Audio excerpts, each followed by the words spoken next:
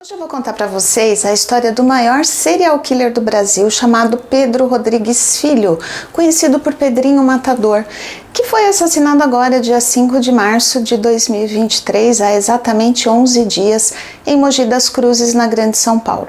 Então vem comigo que eu te conto todos os detalhes.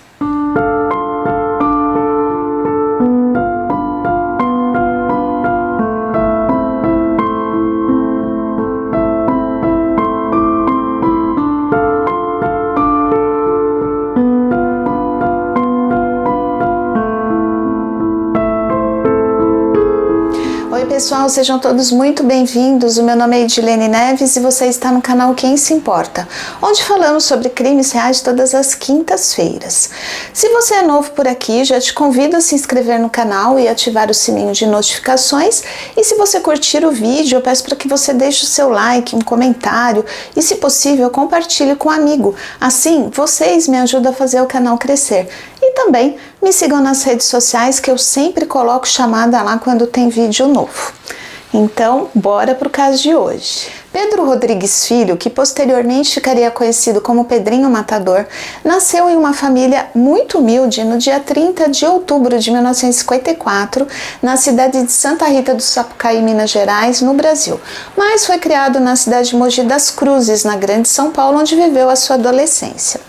Pedro era o primeiro de 8 filhos do casal Manuela, que era evangélica da Congregação Cristã no Brasil, e de Pedro Rodrigues.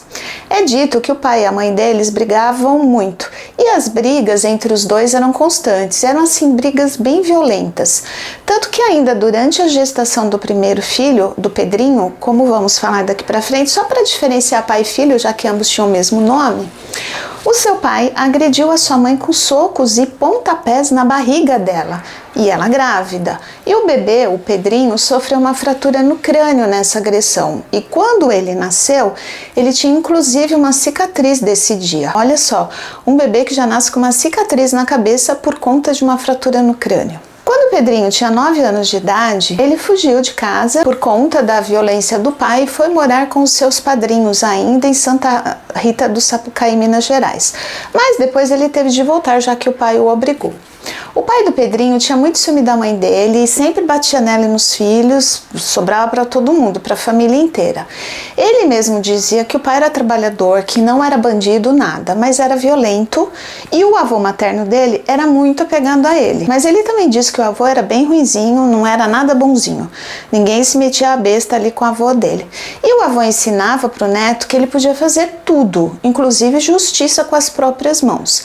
Ele ensinou o neto a manusear uma arma de fogo, uma foice, e a única coisa que o avô falava que não podia fazer era roubar, o resto podia. Então ele meio que cresceu com essa educação, digamos assim, que podia tudo, exceto roubar. Também cresceu em meio à violência, tanto a que ele via dentro de casa com o pai, que batia na mãe e nos 8 filhos, como o avô mesmo, pelo que ele contava em entrevistas. Outro fato que ele contava é que um homem, uma vez, tentou estuprar a mãe dele quando ela era adolescente, e a avó dele, a mãe da mãe, matou esse cara com o cabo de uma enxada.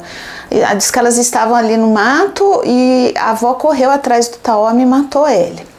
O tio dele, agora eu não sei se era pelo lado do pai ou da mãe, não consegui achar isso, mas eu acredito que fosse pelo lado da mãe mesmo, levava ele a um centro de macumba. Ele falava assim mesmo, centro de macumba. Não dá para saber qual era a religião, mas era alguma africana. E o Pedrinho sempre estava com ele, ajudando lá. E ele dizia que ajudava o tio a matar os animais para oferenda, coisas assim. Mas a mãe dele, por ser evangélica, não gostava, queria que ele seguisse a religião dela, e eles acabavam tendo atrito ali entre eles. Outra coisa que ele também contava é que o avô dele sempre levava ele no matadouro de bois, onde trabalhava, para que o Pedrinho ajudasse e aprendesse. Bom, então esse era mais ou menos o contexto ali da família, da criação dele e da infância. Então bora lá. Segundo ele mesmo, a primeira vez que matou foi quando ele tinha 13 anos de idade e estava no moinho de cana-de-açúcar e teve uma discussão com um primo bem afastado, assim, de 30 e poucos anos, que era casado e pai de 2 filhos já. por conta de um cavalo do primo que ele tinha pegado para dar umas voltas. Parece que o primo não gostou e deu um soco no olho dele e uns pontapés também. E ele, de raiva, disse que ia matar o tal primo e empurrou o primo para uma moenda de cana, achando, conforme ele mesmo disse em entrevistas, que o primo ia passar todo triturado ali como a cana. Porém, a moenda esmagou somente o braço do primo, que ficou ali preso. E depois a máquina travou. Ele então, com o facão que usava diariamente, picou o primo, cortou a cabeça e jogou tudo dentro da moenda. Os colonos chamaram o avô dele, que foi com o garoto que tinha 13 anos, né, até a delegacia, e o avô deu lá as explicações, não sei se pagou alguma coisa, e foram embora livremente. Ele não ficou preso nem um dia por causa desse primeiro assassinato. Ele contando dá até uma coisa, porque ele achava normal, tipo, eu ia ficar preso por quê? Não, fui para casa normalmente com meu avô. Inclusive, ele contava isso em entrevistas, dando risada, e dizia que o avô, como punição, fez limpar e engraxar a moenda. Ele levou 3 dias para tirar todo o sangue e massa encefálica da máquina ali, que deu muito trabalho. Inclusive, eu me lembrei de uma coisa aqui. Tem uma entrevista que perguntam para ele que se quando ele entrou para o mundo do crime, que ele começou a matar, se ele trabalhava com alguém ou se ele sempre agia sozinho. E ele respondeu, não, era sempre só eu e Deus. Retomando aqui, no ano de 1968, o pai do Pedrinho trabalhava em uma escola e foi mandado embora por justa causa, sendo acusado de furtar comida. E por conta disso, ele ficou desempregado e ainda por ser justa causa, ficou muito tempo desempregado. O que acabou ali ocasionando uma crise financeira muito grande na família. O Pedrinho, então, revoltado com essa situação e acreditando na inocência do pai, ele furtou uma arma do seu avô e com essa arma ele assassinou o vice-prefeito da cidade, já que o vice-prefeito da cidade tinha sido responsável pela demissão do pai dele. E junto com esse homem, o Pedrinho também matou o vigia da escola, já que tanto ele como o pai dele acreditavam que quem tinha roubado a comida tinha sido o vigia da escola. Então ele matou os dois. Lembrando que em 1968 ele tinha somente 14 anos de idade, hein? Ele nasceu em 54, com 14 ele já tinha 3 mortes nas costas. E foi nessa ocasião desses assassinatos que ele se mudou para Mogi das Cruzes para fugir da prisão. Em Mogi, com 14, 15 anos, ele conheceu a viúva de um líder do tráfico chamada Maria Aparecida Rolim, conhecida por Botinha, com quem ele passou a viver. E logo ele assumiu o posto do falecido, tão novo, inclusive nos negócios também. E nessa ocasião ele executou alguns rivais que ele arrumou naquele lugar. Ele morou com a Botinha, que ele diz ter sido seu grande amor, até ela ser assassinada. O Pedrinho, então, para vingar a morte da sua amada, torturou e assassinou diversas pessoas até descobrir quem tinha sido o mandante da execução. Quando ele descobriu, ele e mais 4 amigos deixaram um rastro de sangue em uma festa de casamento, onde o mandante do crime estava. Nessa festa ele deixou 7 mortos e 16 feridos. Nessa ocasião ele ainda não tinha completado 18 anos de idade. E olha só, ele já tinha matado o primo, o vice-prefeito, o vigia, alguns desafetos do mundo aí das drogas, que não sabemos quantos foram, algumas pessoas para informarem quem era o mandante da morte da Botinha, que também não sabemos quantos foram, e mais as 7 pessoas no casamento. Nem dá para saber quantas mortes ele já carregava nas costas com apenas 18 anos de idade. Ele sempre contava um episódio em entrevistas que uma prima dele engravidou de um cara que quando soube da gravidez se mudou para o Rio de Janeiro. O Pedrinho descobriu com a família do cara lá onde ele estava morando, e que era em um sítio, e ele foi até lá lavar a honra da prima. E quando chegou nesse sítio, o cara recebeu ele com tiros. Ainda assim, o Pedrinho conseguiu matar o cara e vingou a honra da prima. Depois de tantos crimes e envolvimento com o tráfico de drogas, ele acabou sendo preso no ano de 1973, com 19 anos de idade. E permaneceu praticamente toda a sua vida, já que no total ele ficou preso 42 anos, embora o máximo para essa época fosse 30. Hoje parece que desde 2019 são 40, mas naquela época o máximo era 30. E ele ficou mantido preso todo esse tempo. Ele pegou 480 anos de prisão por todos os crimes que cometeu, qualquer coisa em torno de 50 homicídios fora da cadeia e qualquer coisa em torno de 50 homicídios dentro da cadeia. Segundo ele, em torno de 100 pessoas, embora tenha sido condenado por 71 crimes, sendo 47 desses 71 dentro da prisão. Então a pena dele ficou assim. Ele foi preso em 73, saiu em 2007, depois de 34 anos de prisão, quando ele então foi morar em Santa Catarina. Nessa ocasião ele era caseiro de uma chácara e em 2011 ele foi preso novamente por conta de um processo que ele foi acusado de participação em motins e cárcere de um agente penitenciário enquanto ele esteve preso, que correu a revelia, ou seja, ele não se defendeu porque ele não ficou sabendo desse processo, já que ele tinha saído da cadeia, estava em Santa Catarina e não se defendeu. Isso que é correr a revelia. Então ele voltou para a cadeia e ficou até 2018, mais 7, quase 8 anos, totalizando os 42 anos de prisão, quando então ele saiu definitivamente com 64 anos de idade. Como ele cometeu tantos crimes e ficou tantos anos preso, a mídia o apelidou de Pedrinho Matador, o que, a meu ver, por tudo que pesquisei, por todas as entrevistas dele que eu assisti, ele se sentia orgulhoso, ele gostava de ser chamado assim, ele tinha até fãs. Agora, um dos crimes que mais chocam as pessoas, como eu falei para vocês aqui no início do vídeo, o pai dele era muito violento, tinha muito ciúme da mãe dele, sempre batia nela e nos filhos. Então, numa ocasião, o Pedrinho já estava preso quando alguém da família do pai, que morava em São Paulo, e não gostava muito da mãe do Pedrinho, falou para o pai dele que a esposa dele estava traindo ele. Segundo o Pedrinho, era mentira, a mãe dele não traiu o pai dele. O pai do Pedrinho, então, esperou a mulher dormir e deu 21 facadas nela. Claro que ela acordou e tentou se defender, mas não conseguiu. Os irmãos do Pedrinho saíram correndo da casa e fugiram, senão teriam morrido também, de acordo com as entrevistas dele. Isso por volta da meia-noite, eles se esconderam na casa de um vizinho que os acolheu. O Pedrinho ficou sabendo através do delegado que permitiu que ele fosse ver o corpo da mãe no necrotério. Ele foi algemado e escoltado. Parece que o necrotério ficava em frente ao presídio onde ele estava, do outro lado da rua mesmo. Então ele foi lá se despedir da mãe. E nesse dia ele jurou vingança em cima do corpo dela, que, conforme ele mesmo disse, estava no estado deplorável, com as mãos toda machucada, indicando que ela tinha tentado se defender das agressões. E isso revoltou ele ainda mais. O pai ficou foragido por um tempo, depois foi preso e já estava preso fazia 12 anos quando foi transferido para o mesmo presídio que o filho.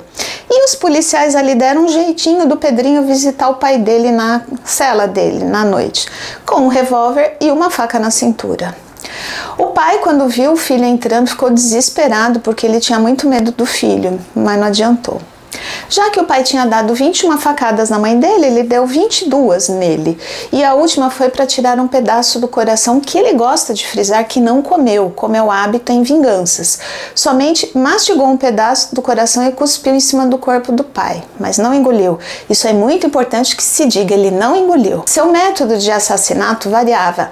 Ele matou utilizando arma de fogo, faca, óleo quente, estrangulamento, quebrando o pescoço, com pá de lixo, enfim, com caneta. Ele matava com o que ele tinha ali na hora. A sua motivação era quase sempre por vingança. Em muitos casos, ele matava aqueles que ele considerava mal, como estupradores e assassinos de crianças. Embora tenha confessado que em determinado momento ali, ele matou simplesmente por não ir com a cara do companheiro de cela ou para se defender, para defender a reputação dele, ou até mesmo para fazer um favor para algum amigo que tinha algum desafeto, mas que não tinha coragem de matar. Então, ele fazia o favor de matar pro cara. Nunca por dinheiro. Quando ofereciam dinheiro para ele matar alguém, ele matava quem tinha oferecido o dinheiro, já que ele dizia que não era justiceiro. Então não mataria por dinheiro. Acho que ele queria dizer tipo matador de aluguel, né? Que ele não era justiceiro, coisa assim. O Pedrinho Matador conquistou respeito dentro do sistema carcerário e ele dizia precisar desse respeito mesmo para continuar vivo lá dentro. Ele conquistou esse respeito após adquirir a fama de ser capaz de matar qualquer um que se colocasse em seu caminho. Isso muito por conta de também ter matado o próprio pai, né, com requintes de crueldade. Embora ele não concordasse que tivesse sido cruel, ele só estava cumprindo a promessa de vingança que fez em cima do corpo da mãe. E de acordo com ele, antigamente vingança era assim, ele fez o que deveria ser feito e nada mais. Ele sempre contava uma passagem da sua vida quando ele se deparou com um bandido da luz vermelha. Ele disse que o rapaz estava com a cabeça assim para fora da cela, pegando a sua comida, quando ele passou, e sem que o bandido da luz vermelha visse, ele pegou uma pá de lixo chamada bico de pato da mão de um faxineiro e bateu com muita força na cabeça dele. Quando ele tentou bater novamente, dessa vez para matar mesmo, o cara tirou a cabeça assim meio tonto e o Pedrinho não conseguiu finalizar o trabalho.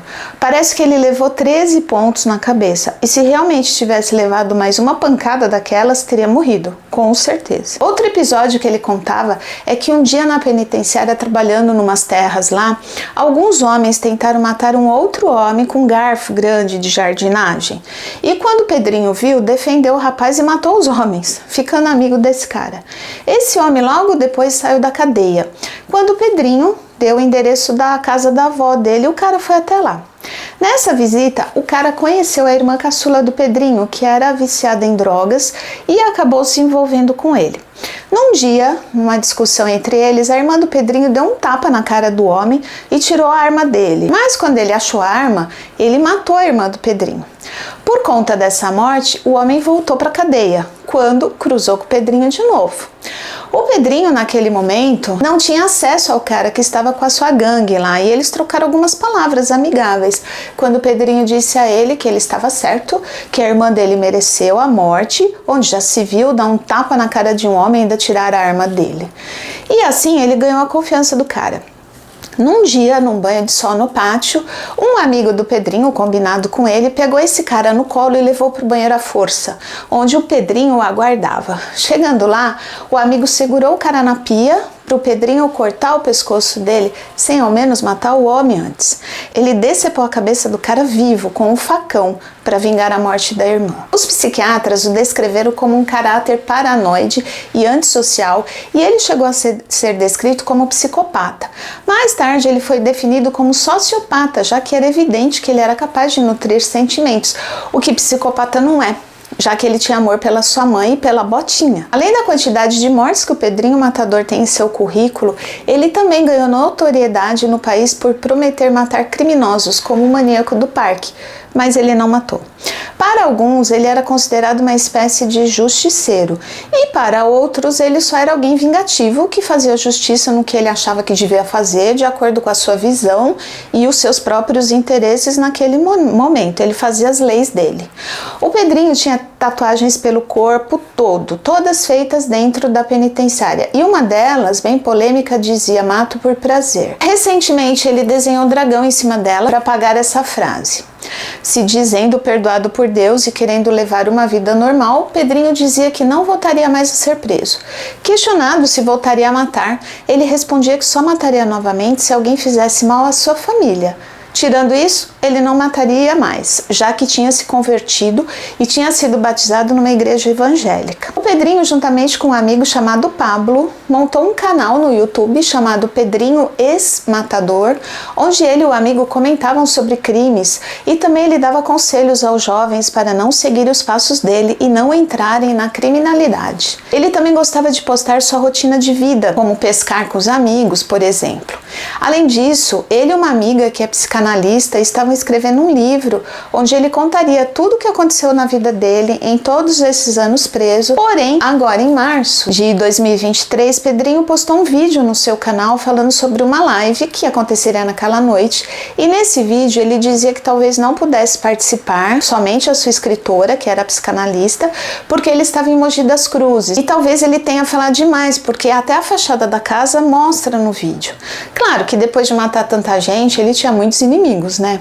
Então dizer a cidade onde estava e mostrar as imagens da porta da casa e tudo isso, não seria difícil alguém o encontrar, né? No domingo, dia 5 de março de 2023, agora há 11 dias, o Pedrinho estava sentado em uma cadeira no portão da casa da irmã onde estava hospedado, conversando com uma sobrinha. Ele, inclusive, estava com o filho dessa sobrinha no colo, e quando passou um Gol preto, e dele saiu dois homens mascarados que ordenaram que a sobrinha entrasse, fosse para dentro da casa com a criança, dizendo que ela e o filho não tinham nada a ver com a história. Ela correu para dentro levando o filho, e então o Pedrinho levou 6 tiros e ainda cortaram a garganta dele com uma faca. Os dois homens deixaram o corpo lá na calçada e fugiram no Gol preto, que foi largado poucas ruas para cima da casa dele. A polícia, inclusive, identificou que dentro do carro e fora também tinha muita gasolina, o que indicava que os homens pretendiam atear fogo no carro. O dono do carro foi localizado, mas não tem nada a ver com o crime, já que o seu carro tinha sido roubado. A polícia está examinando as câmeras de segurança da vizinhança para ver se descobrem alguma coisa, mas por hora as investigações correm em segredo de justiça. Pedrinho estava com 68 anos de idade, em outubro faria 69, levava uma vida pacata, vivendo de bicos de pedreiro e também pelo canal do YouTube. Ele estava escrevendo o livro e, segundo entrevistas dele, ele ainda tinha o sonho de casar, de ter uma esposa e um casal de filhos, e vivia falando que o crime não compensava. Então, ele estava com esse amigo, Pablo, e com essa amiga psicanalista que estava escrevendo o livro ali com ele, e ele estava com muitos planos, e ele estava vivendo a sua vida normal, e ele achava de fato que depois que ele se batizou lá na igreja dele, que Deus tinha perdoado e que ele ia levar uma vida normal. Inclusive, ele tinha o sonho ainda de casar, de constituir família, que ele falou que embora ele tivesse já 68 anos, né, em outubro ele faria 69, ele tinha o sonho de ter uma esposa e ele queria ter um casal de filhos para ensinar para esse casal de filhos que o crime não compensa. E ele só queria ter um canto para morar o resto da vida dele. No entanto, né, tudo que a gente faz não passa impune. Não é assim, né? Não vou julgar ele, porque tem quem julgue, né? Mas tudo que você faz tem um preço, né? Tem um preço. Ele matou tanta gente, se justo ou injusto, não é isso que está em pauta aqui, mas ele matou um monte de gente e mataram ele, né? Porque é assim, você colhe o que você planta. Ele colheu exatamente o que ele plantou, porque ele morreu exatamente como muitas das suas vítimas. Bom, pessoal, esse foi o caso de hoje. Espero que vocês tenham gostado do vídeo, da forma como eu contei aqui o caso para vocês. E se gostaram, não se esqueçam de curtir, de comentar, de compartilhar, ativar o sininho de notificações e também de se inscreverem no canal para me ajudarem a impulsionar o vídeo para mais pessoas e me ajudar a fazer o canal crescer. E é isso, pessoal. Obrigada por me ouvirem até aqui. Até o próximo vídeo. Tchau!